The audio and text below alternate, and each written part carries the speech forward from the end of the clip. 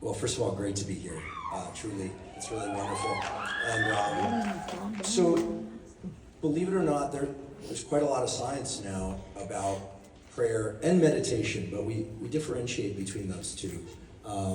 And work by a guy by the name of Dr. David DeSteno at Northeastern University and others has really identified, first of all, a number of clear health benefits to acts of faith, including prayer. So acts of faith. Acts of faith. What does that include? So the mere statement that one believes in higher power or God or something larger of some kind is not sufficient to sort of glean these health benefits.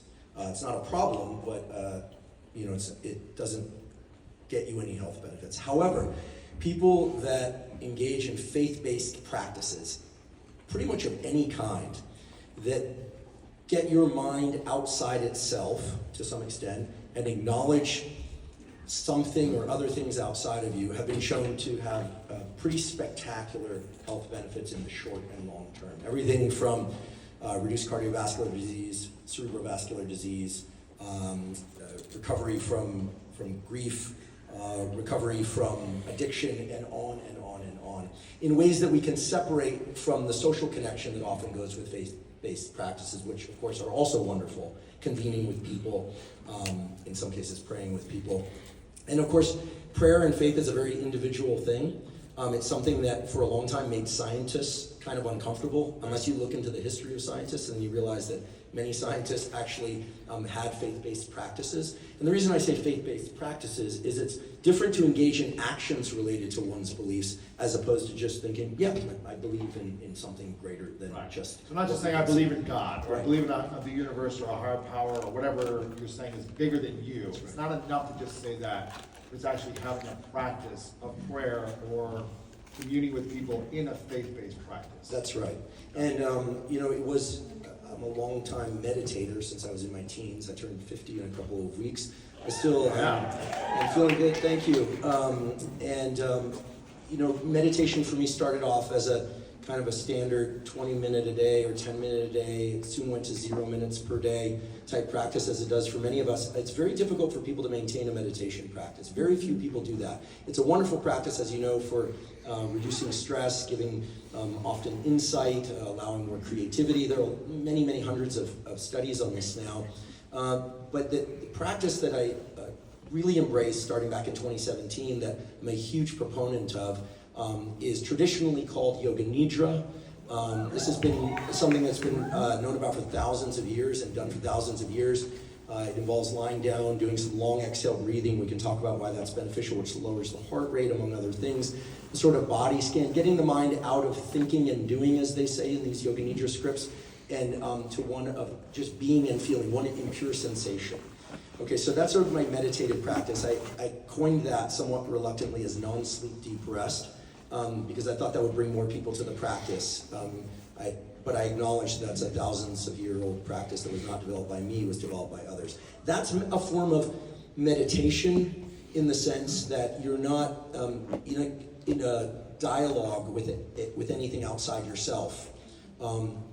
Prayer, I think we all know what that is something quite different. And that's something that I've always done. In the past, it was somewhat covert prayer for me. I didn't really acknowledge that I pondered an existence of a higher power, and I had I wouldn't say a religiously divided family, but their beliefs and value systems were, let's just say, very diverse within my family. So it was a point of confusion for a long time. And then starting about a year and a half ago, I got into a regular practice of prayer. Daily, or it's actually nightly for me, and the way I do it doesn't really matter because, again, it's highly individual, but this is, it's a communication with, a non-human, entity for me, and praying to God. So, and people do this very differently, and I think it can make some scientists uncomfortable because you say, well, you're supposed to be a person of science, you're supposed to be objective, and scientists and theologians have gone back and forth that, can you prove, can you disprove? And as Dr. David DeSteno points out, it becomes sort of irrelevant at the point where you acknowledge that the human brain, I think we can all acknowledge that the human brain is spectacular. It can change itself. It can make plans. It can enact those plans. There's a reason why we are the curators of the earth. I mean, we have brains that are far more sophisticated in terms of our ability to build technologies than any other species. And here I, of course, acknowledge the incredible sophistication of other species. But humans are the ones basically in charge of taking care of this planet.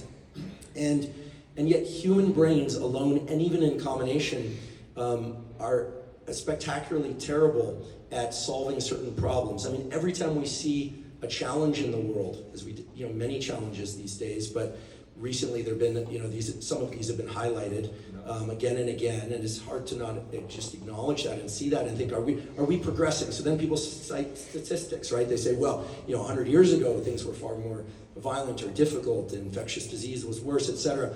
But somehow you think, well, shouldn't we have it right by now?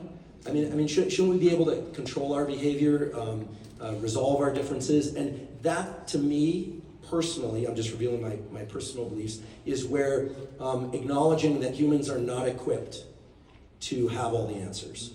And that's where I look to my training as a neuroscientist. I say, we understand a fair amount about how the brain works, certainly not everything. And I don't think that the human brain, for all its beauty and abilities, is capable of managing everything that life here on Earth presents to us. And so for me, this notion of higher power and faith-based practice has been enormously powerful for me in terms of helping me navigate decision space, come to clearer understanding about what emotions that exist in me and in others mean. Again, it's a very personal thing for each and every one of us, and I acknowledge that, but it's something that the science is really demonstrating has immense benefits as well. What have you...